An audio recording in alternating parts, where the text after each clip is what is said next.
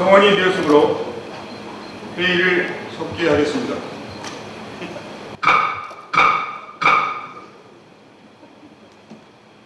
오전에 이어 질문을 계속하겠습니다.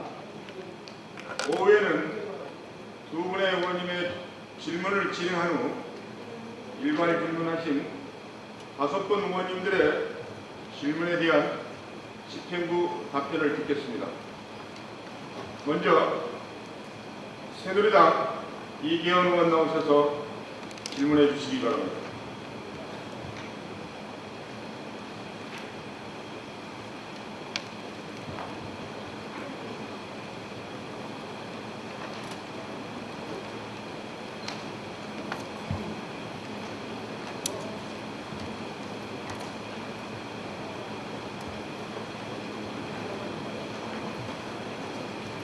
사랑하고 존경하는 1200만 관계국민 여러분, 윤한석 회장님과 선배 동료 의원 여러분, 김문수 사장님과 김상권 교육관님, 그리고 관계 공무원과 언론 여러분 안녕하십니까. 문화체육관광위원회 소속 새누리당 이계원 의원입니다. 먼저 도정 질문 기회를 주신 선배 동료 의원님께 감사를 드립니다. 도정 질문에 앞서 새누리당 대선 후보 경선을 치느라 수고하신 김문수 지사님께도 위로와 격려의 말씀을 드립니다. 본 의원이 의정활동 과정에서 도정과 본 의원이 지역구인 김포 현안 사항에 대하여 몇 가지 궁금한 점이 있어 이 자리에 섰습니다. 첫 번째, 관교 신도시 경기구청 이전 관련입니다. 김문수 지사께서는 2007년 9월 서울시 강남 임페리얼 팰리스에서 열린 관교 신도시 특별교육구역 사업 설명회에 참석해 관교 신도시를 세계적인 명품 신도시로 만들겠다고 약속하셨습니다. 아마 명품 신도시라는 말도 이때 처음 등장한 것으로 알고 있습니다.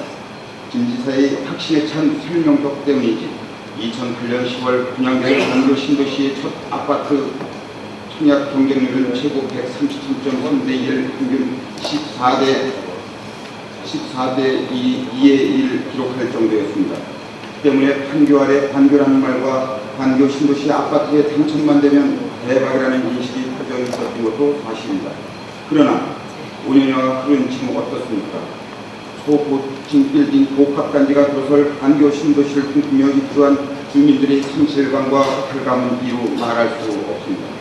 급기야 관교 신도시 입주민들이 관교 신도시의 신청서를 완공해 고층을 이전하겠다는 약속에 거짓말에 속아 시세보다도 훨씬 비싼 후액의 분양가의 아파트를 제작했다며 도지사를 징계유기 및 사기 혐의로 고소하는 초유의 사태가 벌어지는 상황에 이르게 됐습니다. 경기도의회는 내년부터 2016년까지 도청을 관교 신도시로 이전하겠다는 계획에 차질이 빚어지지 않도록 올해 44억 원의 설계비까지 승인했습니다. 말박기로 빚어진 관교 신도시 사태에 대한 해법은 무엇인지 설명해 주시기 바랍니다. 두 번째, GTX 사업 관련입니다. 지속 가능한 대한민국 발전과 수도권 지역의 교통난 해결을 위해 무엇보다 시급한 것이 GTX 조기 건설이라는 것은 김문수 지사께서 누구보다 잘 알고 계실 것입니다. 지난해 말 GTX 3개 노선에 대한 용역비까지 국비로 확보한 상황에서 사업이 지연되고 있습니다. 연간 72만 리터에 이르는 에너지 사용량 절감은 물론 교통편의 증가와 생산 효과 증대, 이로 인한 수도권 경쟁력을 강화시켜줄 GTX 사업을 김 지사 말대로 서둘리지 않을 이유가 없습니다. 그런데도 당초 일정이 차질이 빚어지고 있습니다. 도민들은 지연되는 이유가 무엇인지, 무엇 때문인지에 대해서 궁금해하고 있습니다. 약속한 대로 내년 착공에 오는 2016년 개통을 가능한지와 연장 노선에 대한 경기도의 추진 상황은 어디까지 진행됐는지에 대해서 설명을 해 주시기 바랍니다. 수도권 광역 급행철도와 고속철도가 함께 사용하도록 설계된 화성중선 복합역사가 GTX 예비 가능성 조사 결과 관계없이 당초 계획대로 동시에 착공된다는 얘기가 사실인지에 대해서도 덧붙여 설명해 주시기 바랍니다. 셋째, 서울 출퇴근 교통수단 확충 대책에 대해서 묻겠습니다. 다 알고 있는 얘기지만 서울로 출퇴근하는 경기도민들이 가장 불편해하는 것이 출퇴근 노선 버스 부족을 들 수 있습니다. 지난해 본 의원이 경기도에서 제출받아 분석한 광역버스 증차와 관련된 서울시와의 협의 내용 자료에 따르더라도 최근 3년간 서울시와 협의한 333건의 광역버스 관련 협의에서 동의율이 77건, 23.1%에 불과했습니다. 나머지 76.9%인 256건을 모두 부동이 처리되었습니다. 부동의 이유는 도시 혼잡 70%, 도로 혼잡 12.5%, 노선 경합 12.1%, 교통 혼잡 4.7% 등으로 내용만 다를 뿐이지 모두 서울 진입에 따른 도로 혼잡이 주된 이유로 분석됐습니다. 현재 버스 노선 협의는 각 시군에서 자체적으로 서울시와 협의를 벌여 추진하는 것으로 알고 있습니다. 서울 도심의 교통 혼잡만을 내세우는 서울시의 부합적인 자세도 문제지만 서울시가 이해할 수 없는 구체적 데이터 없이 무조건 협의만 하자고 보자는 식의 안대물 말고식의 협상 자세도 부동률을 높이는 이유가 되고 있다고 보는데 지사님의 견해는 어떠신지요? 넷째, 대통령 후보 경선 출마에 따라 위반된 경기도민의 신뢰 회복을 위해 도지사의 생각과 앞으로 도정 운영 방향에 대해서 묻겠습니다. 아시다시피 김문수 지사의 대선 후보 출마를 두고 경선 참여 전부터 도민들 사이에 많은 논란이 있었습니다. 무엇보다도 도민의 신뢰 문제라고 보겠습니다. 당시 도민들은 김 지사에게 도민들은 안중에도 없고 도정은 오로지 자신의 정치적 욕심을 채우기 위한 수단으로 생각한다고 비난했습니다. 물론 지사께서는 정치적인 여러 가지 상황상 어쩔 수 없었던 것으로 억울해할 수도 있습니다. 하지만 1200만 도민이 김문수 지사를 다시 선택한 것은 정치인이 아닌 한동안 정치 경험의 행정가 김문수를 선택한 것입니다. 중앙선거관리위원회의 지사직 유지와 관계없이 당내 경선에 참여할 수 있다는 유권 해석에 따라 도정 업무에 복귀한 김 지사를 놓고 도민들은 여전히 도정이 병행될 수 있을까 하는 의문과 우려를 갖고 있습니다. 도정 후반기 1년 10개월 정도밖에 남지 않았습니다. 무너진 도민들의 자존심을 세워줘야 합니다. 그래야 떠났던 도민들의 마음도 돌아올 수 있습니다. 대통령 후보 경선 출마에 따라 위반된 경기 도민의 신뢰 회복을 위한 도지사의 생각과 앞으로의 도정 운영 방향에 대해서 밝혀주시기 바랍니다. 다섯째, 녹조 현상으로 식수원 오염에 대한 불안감 해소 대책을 설명해 주십시오. 18년 만에 기록전 폭염과 열대야로 전 국민이 견디기 어려울 정도의 힘든 여름을 보냈습니다. 올여름 국민들이 가장 불안하게 만들었던 것은 뭐니 해도 예전에 볼 수 없었던 녹조 라떼라는 신조어 만들어질 정도로 극성을 부리는 녹조였습니다. 최근 가을 장마와 연이은 태풍으로 진정 기미를 보이고 있지만 기후 온도가 올라가는 최근의 기상현상과 조류 예보제가 시행된 1997년 이후 녹조 현상이 거의 해마다 되풀이되고 있는 점을 비추어 볼 때 올해보다 더 극심한 녹조 현상이 되풀이될 가능성이 점차 높아 보입니다. 수도권 주민 식수원인 팔당 상수원의 녹조 현상으로 식수원 오염에 대한 도민들의 불안감이 커지고 있습니다.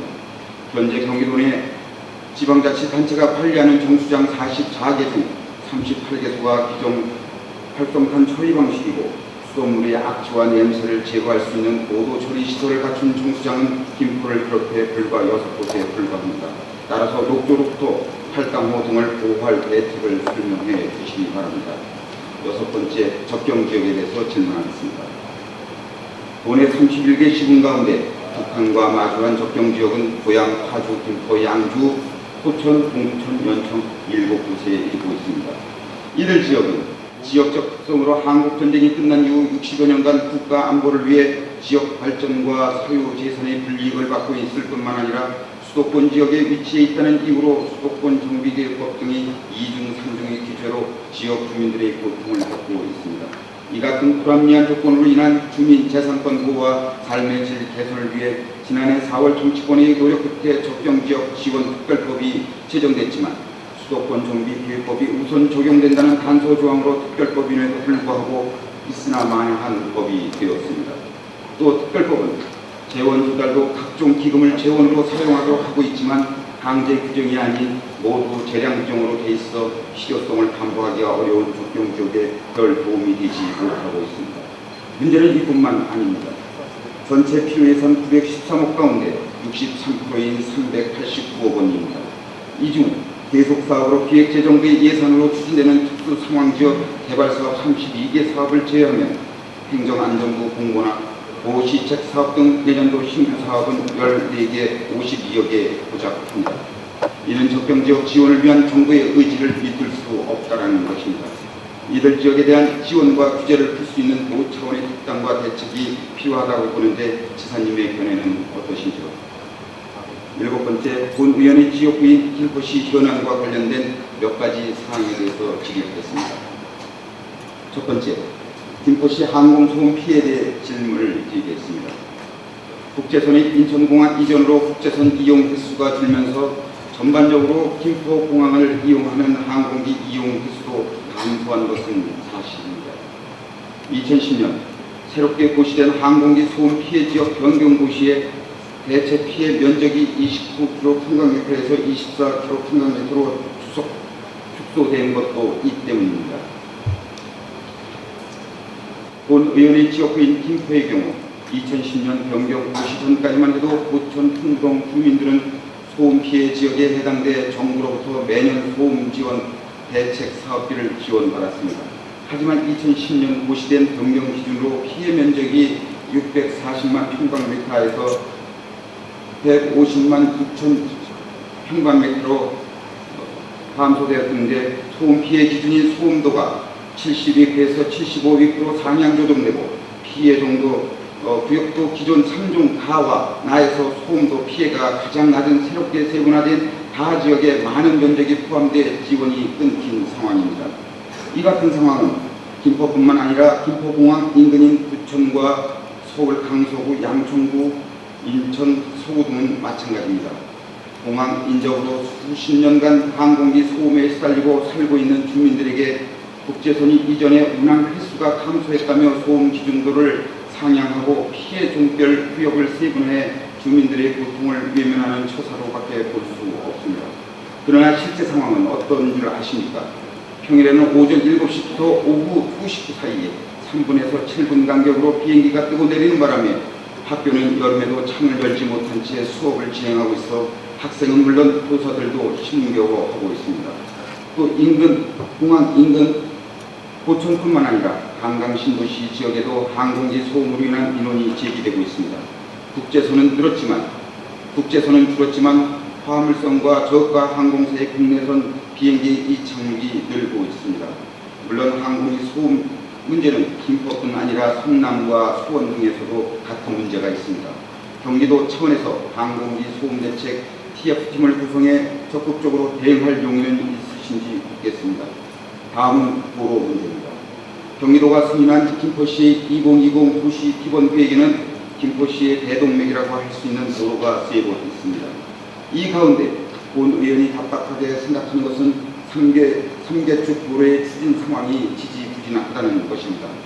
김포를 와 보셔서 알겠지만 이 3개축 도로가 개설되고 현재 환경협의 문제로 갈피를 잡지 못하는 김포시 사우동에서 한강을 건너 고양시 2, 3% 연결되는 시도 5호선만 개통된다면 서울과 경계를 이루고 있으면서도 수도권 지역 중 손꼽히는 열악한 교통 환경을 갖고 있다는 오명을 안고 있는 김포시 교통 환경은 획기적으로 변할 것입니다. 한강 신도시 입주에도 한강로 개통으로 국도는 물론 간선도로의 출퇴근 시간대 교통 흐름이 전보다 나아진 것만 봐도 그 효과를 알 수 있습니다. 그런데 오는 2014년 말 개통키로 되어 있던 삼축도로의 개통 시기를 점칠 수 없는 상황입니다. 김포 양촌읍 구례리에서 고촌읍 캐리까지 총 16.9km의 이 도로는 한강 신도시 광역교통 개선 대책 기반으로 시작됐습니다. 하지만 검단 신도시 개발이 발표되고 검단 광역교통 개선 대책으로 이 도로와 국지도 98호선과 연결되면서 꼬이기 시작했습니다. 이 구간 가운데 인천 검단 부분이 접촉되면서 이 도로는 사업 시행자만 김포시와 LH공사, 인천도시개발공사로 총 7개 구간으로 나눠져 2008년부터 사업이 시작되었습니다. 이 가운데 김포 한강 신도시 구간 3개 구간 공사는 올해 완공된 상황입니다. 그러나 인천 검단 신도시 구간 4.7km 가운데 2km가 인천시 도시개발공사와 광역교통개선대책 변경 수립 용역 과정에서 설계에 반영되지 않아 단절 구간이 생긴 데다 김포시 감정동에서 통구동 유연 사거리까지 인천도시개발공사가 맡은 2.8km의 구간도 인천시의 재정 문제로 언제 공사가 시작될지 모르는 상황입니다. 이 도로가 계획대로 완공될 수 있는지, 그리고 경기도가 이 도로의 조기 완공을 위해 어떤 역할을 할 것인지에 대해서 답해 주시기 바랍니다. 다음은 지난해 경기도고시 제2011-391호로 승인된 한강 시내폴리스 일반 산업단지에 대해서 묻겠습니다. 시내폴리스 사업은 2007년 민선 4기 때 김문수 지사가 21세기 대표적인 고부가가치 산업으로 떠올리는 영상산업을 전략적으로 조성해 지역경제 활성화와 새로운 도시 이미지를 창출하겠다며 각 시군으로부터 사업 유치 신청을 받아 추진된 사업입니다. 경기도는 당시 한강변과 인접한 김포시 도천면 향산리와 벌포동 일대 270만 제곱미터 부지의 민자를 유치해 2016년까지 고부가가치 창출을 위한 첨단 영상 문화 도시를 조성하겠다고 했습니다. 그러나 사업지 선정 4년이 넘도록 일반 산업단지로 지정만 됐을 뿐 아무런 행정 절차가 진행되지 못하고 있습니다. 경기도는 이 사업의 규모를 1조 6천억 정도 내다봤습니다. 기초자치단체 단독으로 추진할 수 있는 사업 규모로 보기에는 덩치가 큰 사업입니다. 사업비뿐만 아니라 관련 정부기관과의 행정처도 그렇습니다. 그런데도 경기도는 그동안 무엇을 했는지, 그리고 이 사업의 성과를 위해 어떤 지원과 노력을 했는지 묻지 않을 수 없습니다. 한강 시내폴리스 사업의 성공을 위해 앞으로도 경기도가 해야 할 일이 무엇인지, 그리고 어떤 지원이 필요한 것인지 오직스럽게 묻겠습니다. 네 번째, 신곡 수중고 이전 관련입니다.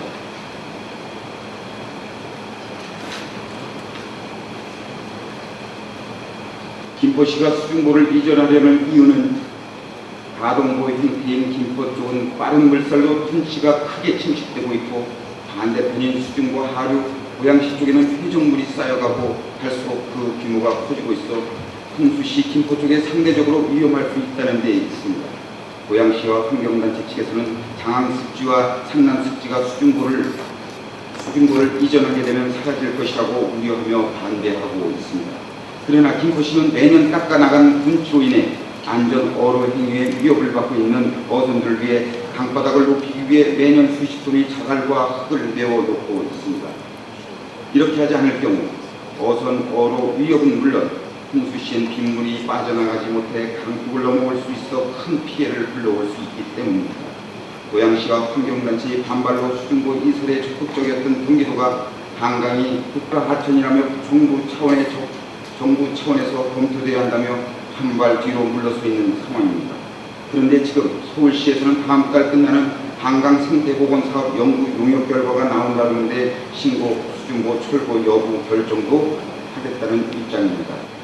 물론 서울시도 수중고 철거냐 보존이냐를 놓고 대립하고 있는 것은 마찬가지지만 김포시가 요구하는 것은 완전 철거가 아닌 서해바다 가까이에 이전하되 보존고가 아닌 가동보로 재설치하자는 것입니다.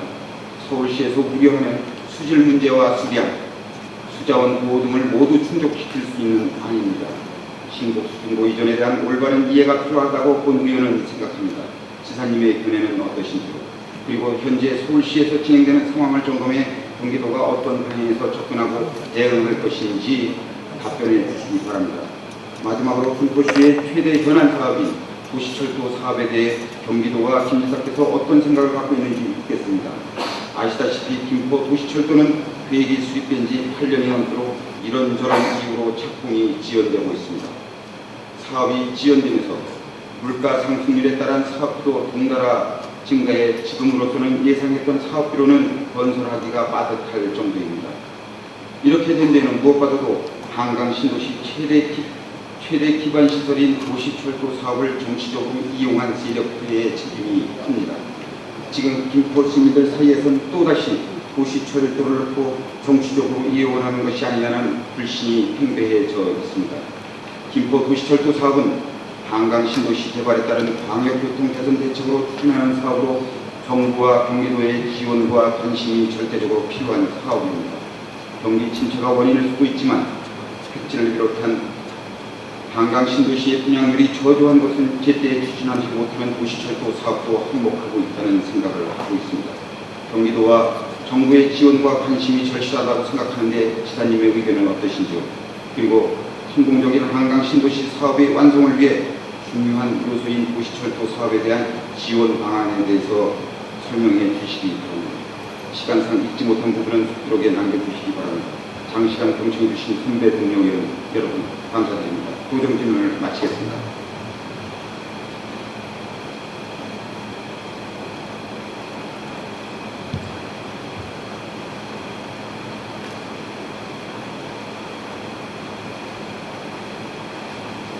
이기영 의원 수고하셨습니다. 다음은 새누리당 존경하는 이계훈 의원님께서는 광도 신도시의 경기도 청사가 추진이 순조롭지 못해서 빚어지는 광도 입주민의 반발에 대해서 어떻게 할 것인지를 물으셨습니다. 그래서 이 부분은 지금 뭐 여러 가지로 시위도 하고 많은 소송도 한다고 많은 반발이 있는 것을 저도 잘 알고 있습니다. 그러나 이런 여러 가지 차질이 있게 된 데 대해서 매우 죄송스럽게 생각합니다만 경기도의 재정을 생각한다면 지금 가맹 추경을 해야 되는 형편에 경기도가 신청사 건립에 예산을 우선 배정한다고 한다면 과연 어느 도민이 이 부분을 이해할 수 있겠느냐 이런 점에서 잘 헤아려 주시면 감사하겠습니다. 그러나 이 광도 지역 주민들이 상당한 어려움을 겪고 있다는 점에 대해서 저도 잘 알고 있습니다. 지금 부동산으로 인해서 어려운 점이 매우 많습니다만 광도 주민들도 도청사가 신속하게 옮기면 여러 가지로 저희들 약속도 지킬 수 있고 또 그 지역 주민들에게 도움이 되겠지만 현재 이 청사에 수천억의 최소한 예산이 소요되기 때문에 당장은 이 문제를 최우선 순위로 해결하기는 어려운 점이 많다는 점을 널리 헤아려 주시면 감사하겠습니다. 존경하는 이기현 의원님께서는 경선 출마에 따라서 도민들하고 약속을 못 지키고 신뢰도 많이 잃어버린 거 아니냐. 앞으로 도민들의 신뢰 회복을 위해서 도정을 어떻게 할 것이냐 물으셨습니다.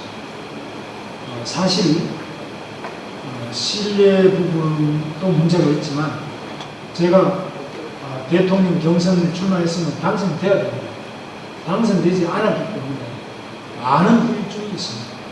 그래서 그런 점 때문에 여러 가지로 도정에는 물론 도민들의 자존심과 여러 가지 면에서 많은 문제가 야기되고 있다고 생각하고 있고 저도 그런 점에서 겸허히 성찰하고 또 앞으로 도정에 대해서 더 열심히 예전의 노력을 해야 마땅하지 않느냐 그런 생각을 하고 있습니다. 아무쪼록 존경하는 이기현 의원을 비롯한 의원님들께서 제가 앞으로 도정에 정말 제대로 하는지 항상 채찍을 주시고 또 좋은 정책적인 여러 가지 방향 제시와 또 현장 도민들의 생생한 민생의 어려운 점들을 말씀해 주시면 제가 겸허하고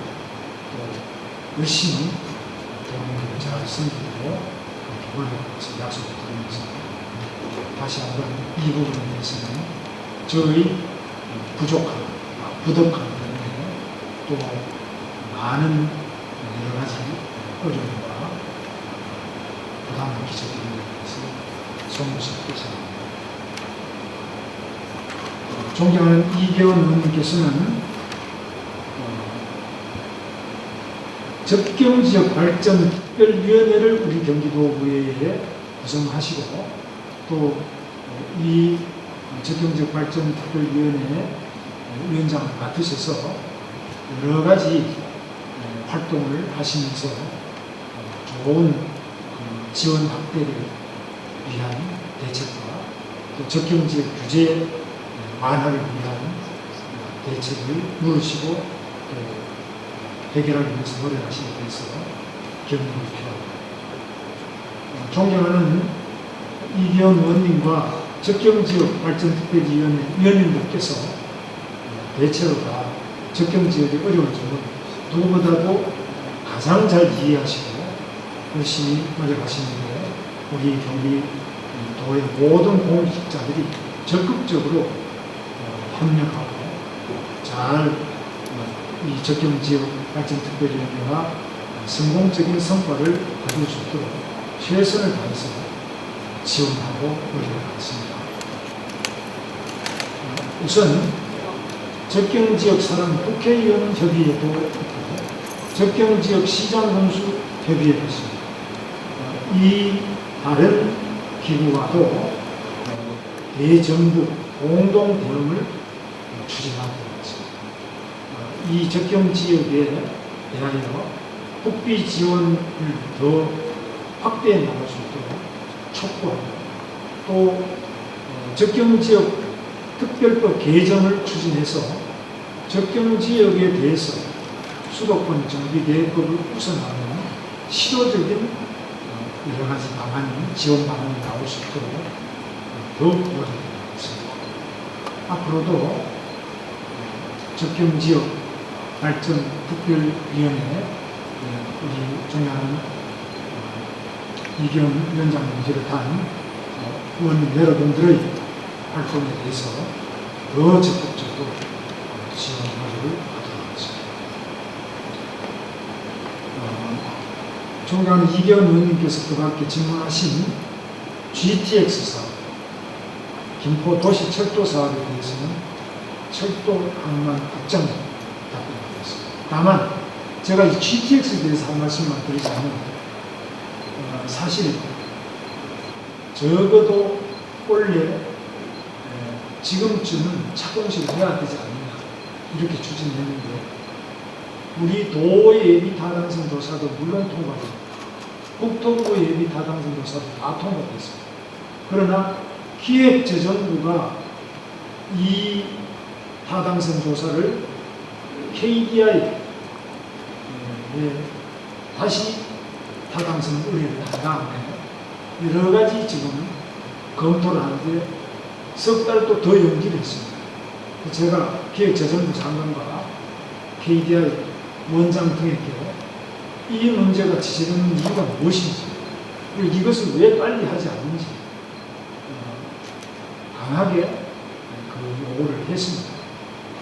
그러나 아마 현재 여러 가지로 대통령 임기 말에 대규모 이 국책 사업을 시작하는 것 자체가 어떤 효과가 있을 것이냐 이런 부분에서 아마 실무자들이 신중하게 판단을 많이 하고 있고 또 다른 지역에도 마찬가지입니다. 예를 들면 동양권 신공항이나 대형 국책 사업이 굉장히 시간이 예상보다 오래 걸리면서 하는데 이 대형 국책 사업은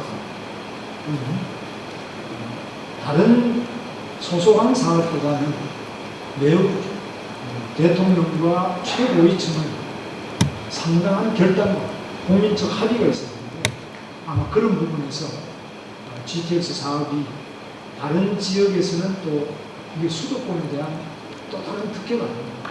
또 일부는 이게 대통령이 마지막까지 또 삽질 않느냐 어떤 토목공사에 대한 거부 이런 여러 가지 부분들이 복합적으로 지금 작용하면서 과감한 추진이 지금 지체되고 있는 것으로 그렇게 판단이 됩니다. 그럼 이것을 뭐 서류를 내봐라 그렇게 판단하는 근거를 분명히 내봐라 그렇게 할 때는 뭐 서류로 쓴 거는 제가 확인할 수가 없습니다. 여러 가지 이리저리 이게 빨리 되도록 하기 위해서 우리 도에서는 백방으로 노력을 하고 있습니다만 그런 여러 가지 과정에서 판단컨대 적어도 착공을 제 목표는 원래 상반기 하는 목표였고 도저히 안 된다면 원래 적어도 동절기 되기 전에 착공식을 해야 되겠다. 이게 제 마지막 목표였는데 그런 부분이 여러 가지 순조롭지 않게 지금 아직까지도 예비 타당성 조사가 KDI에 가서 계획을 주고 있습니다. 이걸 가지고 더 따질 게 뭐냐. 그렇게 경기도에서도 그렇고 국토부에서 5년 이상을 다 검토한 것이고 또 민자 사업이 절반 이상을 민자가 작업을 되겠다는데 이렇게까지 지체할 필요가 있나 하는 여러 가지 노력을 했음에도 불구하고 그런 어려운 점이 있다는 점에 대해서 좀 잘 이야기해 주시면 감사합니다. 저로서도 사실 굉장히 참 안타까운 서울 출퇴근 교통수단 확충과 김포 대곡동 도로 확충에 대해서는 교통건설 국장 답변하고 있습니다. 녹조로 인한 팔당호 보호 대책에 대해서 팔당 수질 개선 본부장, 김포시 항공기 소음 피해에 대해서 환경국장, 한강 시내폴리스 사업에 대해서는 경제투자실장, 그리고 신곡 수중고 이전에 대해서는 건설 본부장이 각각 상세하게 답변을 올려드리고 있습니다. 다음 존경하는 이동화 의원님 질문에 김포시 지역의 실태와 대안까지 제시하면서 신곡 수정보 이전에 대한 도지사의 견해와 현재 서울시에서 진행되는 상황을 점검해서 경기도는 어떤 방향으로 접근 대응할 것에 대해서 묻습니다. 답변을 드리겠습니다. 신곡 수중보는 88년도 서울 올림픽에 대비해서 한강 유람선을 운행할 목적으로 설치한 시설로서 고정보 883m, 가동보 124m, 총 7,007m, 높이 2.4m 등으로 설치되어 있습니다.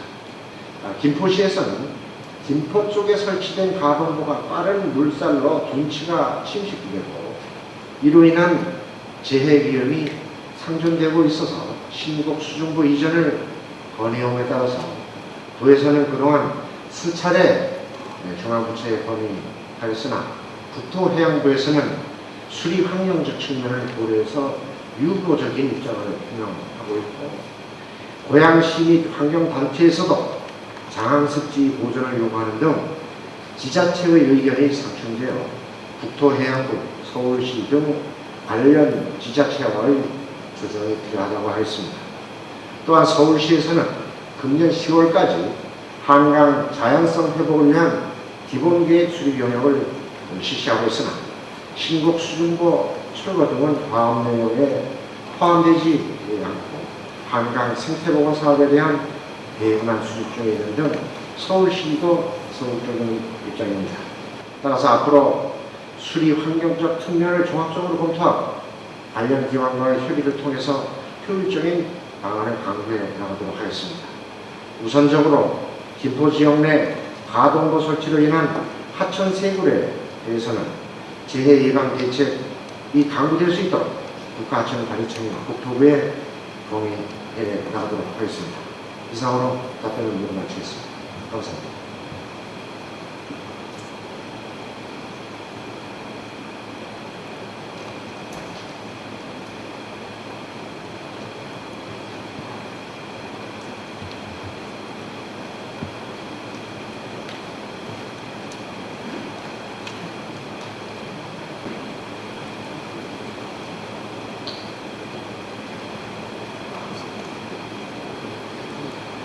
교통건설국장 김옥기입니다. 존경하는 원우키 의원님, 양근서 의원님, 이계원 의원님께서 질문하신 사항에 대하여 답변드리도록 하겠습니다. 이계원 의원님께서 질문하신 사항에 대하여 답변드리도록 하겠습니다. 서울 출퇴근 교통수단 확충과 관련하여 구체적 데이터 없는 협상이 문제는 아닌지 시군의 협상력과 전문성을 높이기 위한 도의 지원 방안이 있는지에 대하여 물으셨습니다. 의원님께서도 잘 아시는 바와 같이 경기도는 신도시 개발로 인한 방역 통행객 증가로 광역버스의 증차가 절실하지만 서울시에서는 도심도로의 교통용량 초과 등의 이유로 경기도 증차 협의에 소극적으로 대응하고 있습니다. 광역버스 증차협의 데이터는 경기도 버스 운송 관리 시스템에서 제공되는 노선별 버스 이용 카드 실적을 분석한 과학적인 데이터를 근거로 해서 서울시와 협의를 하고 국토부의 조정을 추진 중에 있습니다. 앞으로 수도권 광역경제발전위원회의 활용과 시내버스 인면허 담당자의 교육 강화로 정차 협의에 적극 대처해 나가도록 하겠습니다. 다음으로 김포 대곡동에서 원당로간 도로 4.7km 구간에 사업의 조기 완공을 위한 경기도의 역할에 대하여 문의했습니다. 김포 대곡동에서 원당로간 도로 4.7km는 조기 완공에 대해서는 위원님 말씀에 전적으로 동의합니다. 인천 검단 신도시 광역개ton 개선대책 사업으로 추진되는 김포 대곡동에서 원당로간 도로는 인천 도시개발공사와 LH의 경영난으로 인해서 사업 축소를 위한 설계 변경 용역을 추진 중에 있습니다. 그에 따라 완공 시기가 지연될 것으로 예상됩니다.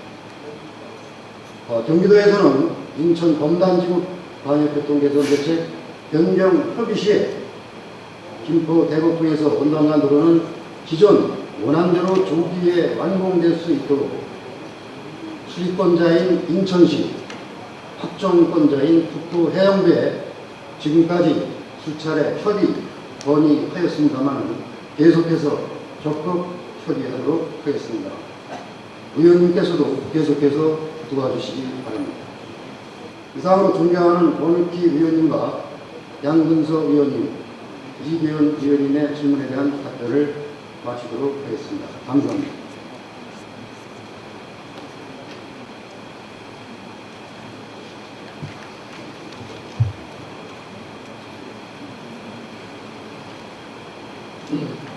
철도망장 수상입니다.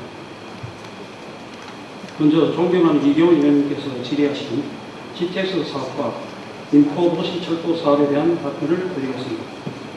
지사님께서 일부 답변이 있었습니다만 제가 세부적으로 말씀을 드리면 현재 GTX 사업 예비 타당성 조사는 한국개발연구원에서 수도권 교통 체계의 파급 효과 등 종합적인 분석이 필요하다고 하면서 용역기간을 당초 금년 상반기까지 완료하겠다는 계획을 금년 9월 말까지 3개월 연장하였습니다. 저희 도에서도 조속히 완료될 수 있도록 노력하겠습니다. 이런 이유 등으로 해서 조기 착공과 2016년 개통은 어려움이 예상됩니다. 의원님의 적극적인 지원과 협조를 부탁드립니다. GTX 노선 연장 문제는 현재 진행 중인 예비 타당 조사가 결과가 나오면 그 이후에 노선 연장을 요구하는 인포, 파주 등 당해 시와 협의해 나가도록 하겠습니다. 동탄 복합 역사는 이미 지난 2009년 8월 동탄 역사가 포함된 삼성 동탄 간 광역급행철도를 수서 평택 간 고속철도와 동용하는 것으로 예비 타당 조사를 이미 완료하였습니다. 따라서 국토부에서는 현재 추진 중인 GTX 세계 노선 전 구간에 대한 예비 타당성 조사와 관계없이 계획대로 착공하기 위하여 지난 7월에 지구체를 선정하였으며 8월부터 공사를 시작하였습니다.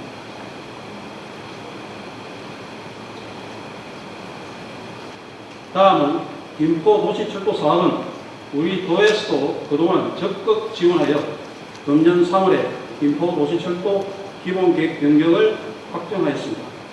현재 경기도, 국토부, 철도기술연구원, 한국철도시설공단 등으로 구성된 조기개통 협의회를 통해 사업계획의 승인기간을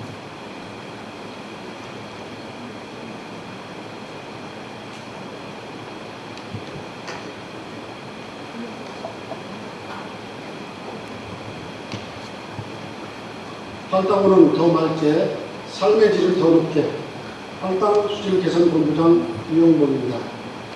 평소 존경하는 이계원 의원님께서 질의하신 녹조로부터 할당호 등을 보호할 대책에 대하여 답변드리도록 하겠습니다.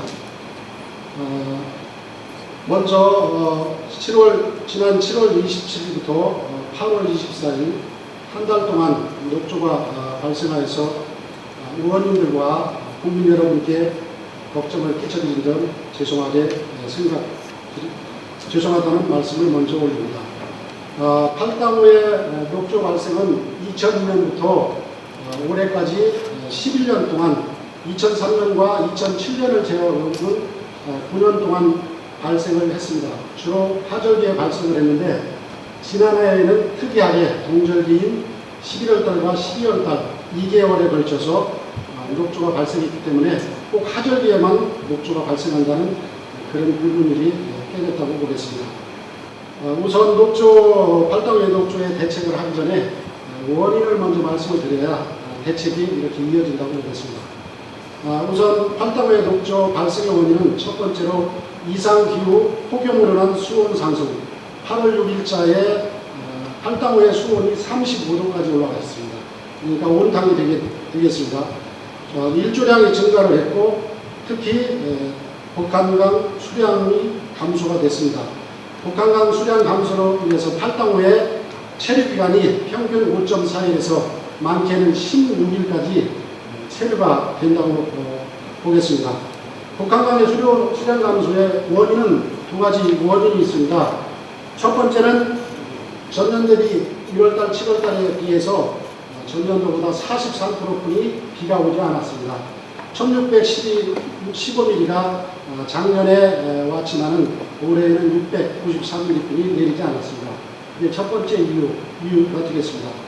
두 번째 이유는 금강산댐, 북한 측에 있는 금강산댐이 총 저수 용량이 29억 톤입니다. 거기에 2001년이 완공이 됐는데 2004년에 유로 변경을 동해로 하면서 북한강 쪽으로 유량 방출을 차단을 했습니다. 그 유량이 한국환경정책연구원에서 2010년 조사를 했더니 화천댐의 방류량이 13억 톤이 감소를 했습니다. 이 물량을 우리 팔당의 저수량 2억 4,400만 톤을 비교해 보면은 팔당후의 5배 반, 그러니까 팔당후의 물량이 5배 반이 회전될 수 있는 기본 물량이 금강산댐 북측으로부터 북한강으로 내려오지 않았다는 이것이 북한강 수량 감소의 근본 원인이라고 말씀을 드릴 수 있겠습니다. 이것은 북한강의 특수한 상황의 수계 상황이라고 말씀을 드립니다. 세 번째로 북한강 상류 지역의 춘천의 춘천댐과 의암댐 그쪽에서의 녹조가 대량으로 방류됐습니다. 저희들이 현장 출장을 갔을 때에 거의 녹색 물이 어마어마하게 이 팔당으로 방류를 될 때에 경악을 금치 못하는 그런 원인이 있겠고요. 네 번째로 중요한 그 원인은 녹조 건설에 필요한 영양소, 그것을 정확히 하는 인이라는 게 있습니다. 이 인이 5월달에서 7월달 초기 우기 시에 겨울에 토량에 이렇게 잠재해 있다가 이것은 고랭지 채소를 키울 때에 하는 비료, 퇴비, 그 다음에 농약, 그 다음에 도심지의 여러 가지 비점 오염도 이런 것들이 5월달, 7월달 초기 우기가 될 때에 전부 휩쓸려 들어와가지고 팔당으로 유입을 되기 때문에 장기 체류되어 있는 팔당후에 녹조가 번성하는 좋은 영양분을 인성분이 제공을 하고 있습니다. 녹조는 수면에서 1에서 1.5m 층을 형성해서 수중에서 번성을 합니다. 이 녹조가 번성을 하면은 수중에 산소가 감소되고 일조가 차단되기 때문에 물고기 등 수생물들이 잘 자랄 수가 없고요. 또한 흙냄새나 공패냄새, 또 인체에 해로운 이런 물질을 배출을 하고 있습니다. 평상시 녹조는 하천의 먹이사슬, 수생 생명체의 첫 순환고리에 중요한 역할을 하게 되겠습니다.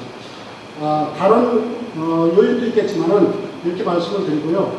그러면 이것에 대한 팔당후의 녹조에 대한 대책을 말씀을 드리겠습니다.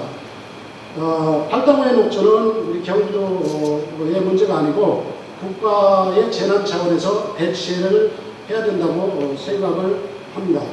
일상적인 매뉴얼에 대한 조치는 여기서 생략하도록 하겠습니다. 첫 번째, 북한강 기본 유량인 금강산댐 방류 차단에 따른 유량 감소, 이것은 북측과 정책적인 협의가 필요하다고 되겠습니다. 환경부 장관과 대책 협의할 때 건의를 했습니다. 금강산댐 비상 발생에 대한 평화의 댐을 건설을 했는데 이 저수 용량도 금강산댐처럼 29억 톤입니다. 이 29억 톤에 대해서 저희들이 수자원공사에 5월달 평화의 댐을 직접 방문을 해서 거기에 저류를 할 수 있는 공간이 얼마가 되는가 여쭤봤더니 수문을 달아면 6억 톤 정도, 할당후에 한 3배 정도의 물량을 저류가 가능하다 했습니다. 그런데 여러 가지 그런 목적으로 목적을 변경을 해서 수질이나 녹조에 어떤 도움을 주기 위해서 비상 유량을 이렇게 확보할 수 있지 않느냐 물어봤더니 여러 가지 수공과 금강산댐의 비상사태에 대비해서 건설하는 목적이기 때문에 수질이나 녹조 쪽에는 이렇게 목적을 변경할 수 없다는 그런 답변을 드렸습니다. 녹조가 발생이 예상이 될 때에 먼저 소양강 충주댐 방류 협조를 환경부와 국토부와 한강 홍수통제소를 이렇게 미리 해야 되는데 이 협조가 잘 안 되고 있습니다. 그래서 이번 기회를 통해서 이 부분을 TF팀을 구성하든지 해가지고 즉각 녹조가 예상이 되면은 방류 협조를 할 수 있도록 조치를 하겠습니다. 북한강 상류의 춘천 유람댐, 춘천댐, 그 다음에 춘천 하수처리장 등 대책을 환경부에 강구해달라고 건의를 했습니다. 강원도와 협의해서 조치를 취하도록 하겠습니다. 녹소 발생 중 주원인 중 빗점 오염은 이쪽에서 발생한 이인 저감을 위한 국가 정책의 전환이 필요합니다. 비료나 농약, TB 이것은 OECD 국가에 우리나라가 4배에서 5배를 더 사용한다 합니다. 그 다음에 산림에 오랫동안 썩어서 있는 낙엽, 도심지에 발생하는 빗점 오염 이런 전체적인 빗점 오염을 환경부에서 관리 대책을 수립을 해서 경기도도 현재 용역과 여러 가지를 거쳐서 지금 대책 수립 중입니다. 할당호의 오염의 빗점 오염이 현재는 43%를 차지하는데 2016년에는 70%까지 차지한다는 연구 결과가 나왔습니다. 그렇기 때문에 점 오염은 어느 정도 잡혔다고 보고 빗점 오염을 중점 관리하는 것이 할당호의 수질을 잘 관리하는 게 되겠습니다. 다음은 지방정수장의 고도 정수처리 시설을 국비를 지원해달라고 작년 11월 달부터 20여회에 걸쳐서 환경부, 재경부, 도양부, 청와대, 국무총실 이렇게 다각도로 건의를 해놓은 상태입니다. 중앙정부에서는 지방상수도는 시장군수, 지방공기업이기 때문에 수도세를 올리든지 그런 방향으로 재원을 확보해서 고도정수 처리를 하라는 그런 일정입니다. 하지만 할당호의 녹조는 경기도의 문제가 아니고 시군의 문제가 아니고 국가의 책임입니다. 그러하기 때문에 지방정수장의 고도정수처리시설은 당연히 국비로 지원해야 된다는 그런 의미로 건의를 해놨습니다. 저희들 경기도의 총 정수장이 55개가 있습니다. 수자원공사에서 관리하는 광역산수도 11개를 대한 44개가 지방정수장으로 있는데 그 중에서 한강수계에는 총 26개가 있습니다. 한강수계 26개 중에서 고도정수처리장이 설치가 된 것은 우리 이계원 의원님 지역구이신 김포 고천의 정수장에 유일하게 설치가 됐습니다. 그래서 이번 녹조 발생에 아마 큰 문제가 없이 무풍지대로 잘 지나가는 걸로 알고 있습니다. 나머지 22개의 총 사업비가 5,289억입니다. 그래서 국비를 70% 이상 지원을 해 주십사 하고 건의를 해놓은 상태입니다. 또 여러 가지 중앙지하고 공중파에서 남양주 화도 정수처리장의 무단 방류가 우리 할당호의 녹조에 영향을 끼치지 않았냐 이런 기사가 돼서 많은 걱정들을 했습니다. 우선 말씀드리고 싶은 것은 화도정수처리장 상류에 현재 환경부에서 공사하고 있는 한강수계 하수관과 정비사업이 총 9개 시군에 1조 5천억을 들여가지고 2006년부터 1, 2차 공사가 끝나고 2015년 완공을 눈앞에 두고 있습니다. 이 공사는 우수와 오수를 분리하는 분류공사입니다. 우수는 별도로 관을 통해서 하천으로 가고 오폐수는 차직관 별도로 관을 통해서 차직관로로 해서 하수종말 처리장으로 가는 이런 공사입니다. 그런데 그 내용을 깊숙이 또 자세히 보니까 문제가 있었습니다. 20년 전에 설치한 주로 하천바닥에 설치한 차직관과를 정비하지 않고 그대로 놓은 상태가 문제가 되겠고요. 더 큰 문제는 하수관, 오수관을 상류지역에서 분리를 해놓고 그 차직관에 나중에는 다 합해서 합류식으로 해서 하수종말 처리장으로 이렇게 유일하게 공사를 했습니다. 그래 오래전부터 이것을 환경부에 건의했을 때 여러 가지 재원 관계 또한 차직관도 관계는 시도에서 알아서 해야지 그것까지 국비로 해달라는 그런 식으로 해서 계속 미뤄왔던 상황인데 이것은 당연히 국가가 차직관로를 정비하는 것은 물론이지만 우수관을 별도로 설치해서 하천으로 빠질 수 있는 우호수 관을 정비를 해야만이 현재 90% 완성을 보인 한강 수계 하수관로 정비 사업이 완성된다고 되었습니다. 90%의 공사를 했지만 실질적으로 10%의 실적도 되지 않은 그런 상태입니다. 경기도 하수처리장이 총 318개입니다. 그 중에서 한강 수계가 180개인데 180개 중에서 우리 특별대책지역 7개 시군에 43개는 이미 작년에 완성을 했고요. 올해 마지막 나머지 43개는 올 말까지 완성을 합니다. 근데 한강 수계에 남아있는 100개의 하수종말 처리장은 이것은 500톤 미만이기 때문에 정부에서 국비를 지원해 줄 수 없다고 하지만 이것도 저희들이 당연히 국비를 건의를 해서 총인 시설을 설치를 해야 된다는 건의를 해놓은 상태입니다. 또 말씀드리고 싶은 것은 수자원공사에서 저희 경기도 그 한강수계에서 서울시도 포함돼서 전체 연대 명수를 1,195억 원을 징수해 가고 있습니다. 그래서 이 징수의 금액 중 10% 범위 내에서 우리 팔당구에 수질 관리를 할 수 있는 비용으로 내놔라 하는 이런 분쟁을 하고 있습니다. 수자원공사가 우리 7개 시군에 대해서 작년 6월달에 소송을 걸어와서 현재 소송 중입니다. 1심은 저희들이 패소를 했지만은 앞으로 잘 대비를 해가지고 소송에 대비를 하겠지만은 반드시 수자원공사에 그 징수료의 10% 범위 내에서 우리 팔당구의 수질 관리를 위해서 돈을 낼 수 있게끔 그렇게 조치를 하도록 해나갔습니다. 앞으로 녹소를 자원화로 활용해야 되겠습니다. 현재 의약품 개발 등 신재생 사업으로 적극적 활용을 하고 있지만 우리 경기도에서도 이 녹조도 큰 자원입니다. 잘만 활용한다면 앞으로 큰 국가 경쟁력에 도움이 있다고 생각을 합니다. 그리고 중요한 사항은 우리 의원님들께서 많이 도와주셔야 되는 것은 하수도 정비 기본계획 승인 권한이 지금 환경부에 있습니다. 저희들이 올 초에 건의를 해서 현재 분권촉진위원회 심의 중에 있습니다. 환경부의 입장은